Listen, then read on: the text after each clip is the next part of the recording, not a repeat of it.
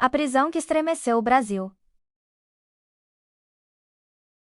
Em pleno agosto de 2025, Jair Messias Bolsonaro, o ex-presidente que dividiu o país entre aplausos e repúdio, agora vive cercado de paredes, câmeras e silêncio. Não mais no Palácio da Alvorada, mas em prisão domiciliar, por ordem do Supremo Tribunal Federal.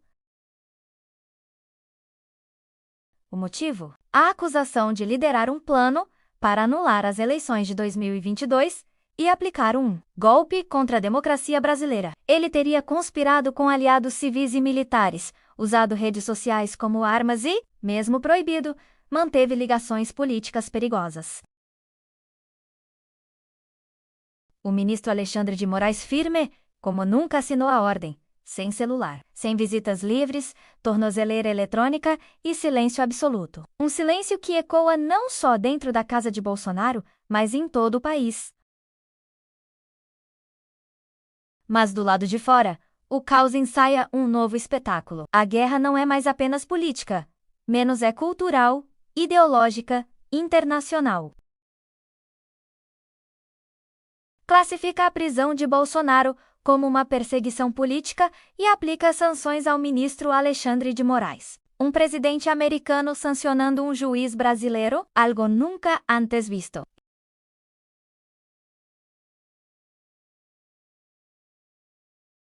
Enquanto isso, Lula observa de forma estratégica. O silêncio do presidente atual contrasta com o barulho de um país que parece à beira de outro racha. Bolsonaro, preso, mas ainda poderoso.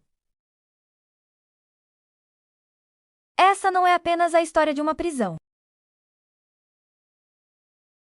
É a história de um ex-presidente que caiu, mas arrasta multidões. É a história de um outro presidente estrangeiro, que interfere diretamente no destino de uma nação. É a história de um STF, que ao tentar proteger a democracia, se torna alvo de uma ofensiva global.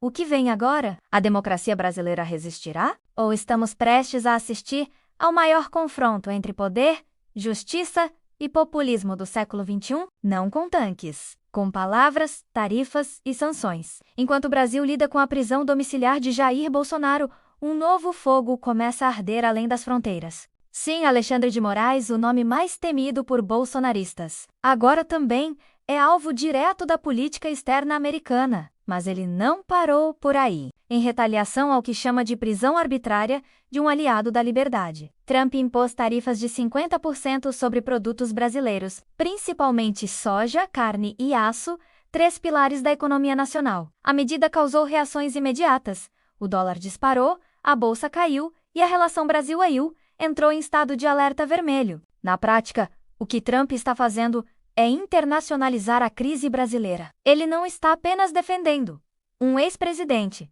está testando os limites da influência americana sobre democracias estrangeiras. Nos bastidores da Casa Branca, Trump teria dito: se o Brasil quer destruir a liberdade, que arque com as consequências. Na ONU, diplomatas brasileiros protestam. No Itamaraty, o governo Lula avalia a crise como grave interferência externa.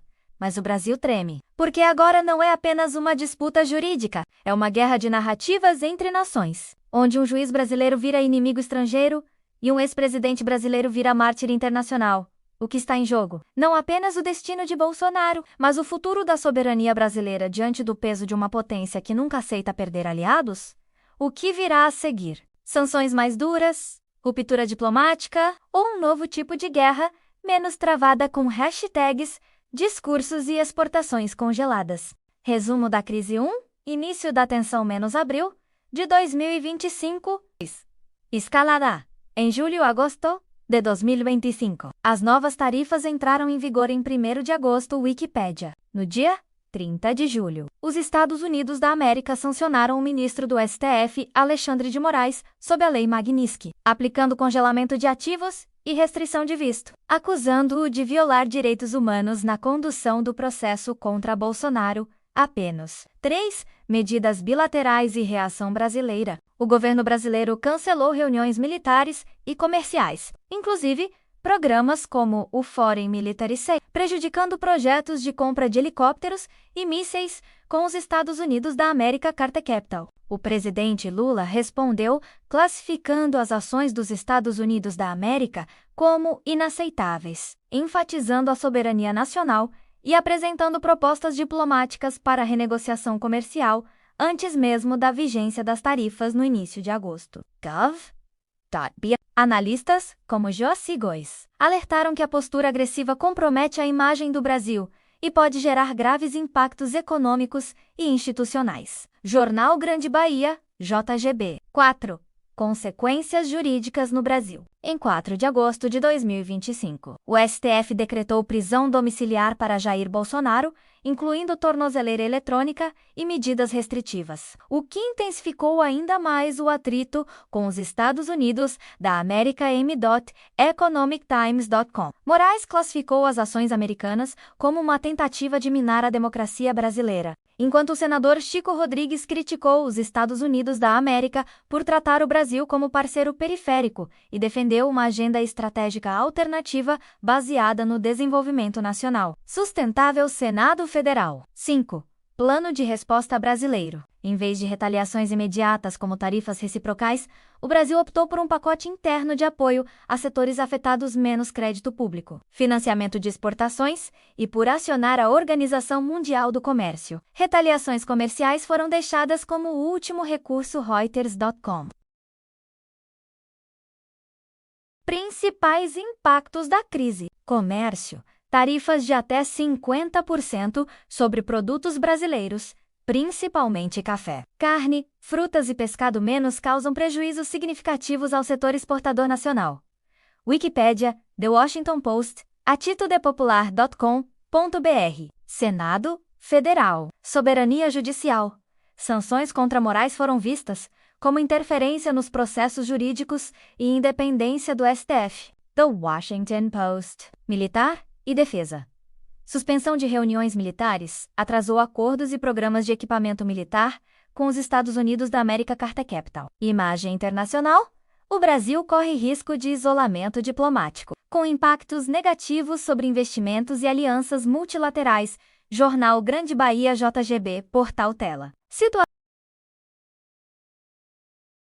atual. Agosto de 2025. Até o momento, os Estados Unidos da América mantêm tarifas de 50% e as sanções contra Moraes. O Brasil busca negociação e acumula pressões internas por proteção econômica e afirmação de soberania. Medidas de retaliação comercial foram adiadas em favor de soluções diplomáticas e apoio interno aos setores mais afetados. Você mencionou a manchete da Reuters: Brasil chooses Local Relief over Retaliation for 50 tariffs. Source Say. Eis uma atualização completa sobre o tema, com base nas fontes mais recentes. Chapo Estratégia do Brasil sobre as tarifas dos Estados Unidos da América últimas. Da Reuters. 1. Aposta no alívio interno em vez de retaliação. Segundo fontes do governo brasileiro, o país decidiu adiar ações de retaliação contra as tarifas de 50%, anunciadas pelos Estados Unidos, e concentrar-se em um pacote de apoio doméstico. Para os setores mais atingidos, Investing.com inclui linhas de crédito públicas, apoio ao financiamento de exportações e seguro crédito exportador. A ideia é preservar a confiança, manter investimentos e evitar impacto direto ao consumidor. Investing.com. Reuters. 2. Retaliação como última opção. O governo afirma que responde às tarifas, mas sem usar a palavra retaliação. Medidas como suspensão de pagamentos de royalties de patentes farmacêuticas ou direitos autorais de mídia ainda estão em estudo, menos caso as negociações com os Estados Unidos da América fracassem. Investing.com. Reuters. 3. Isenções fora das tarifas pelo lado americano. Os Estados Unidos da América concederam isenções amplas a setores como aviação, energia e mineração, o que trouxe certo alívio e reforçou a visão de Brasil.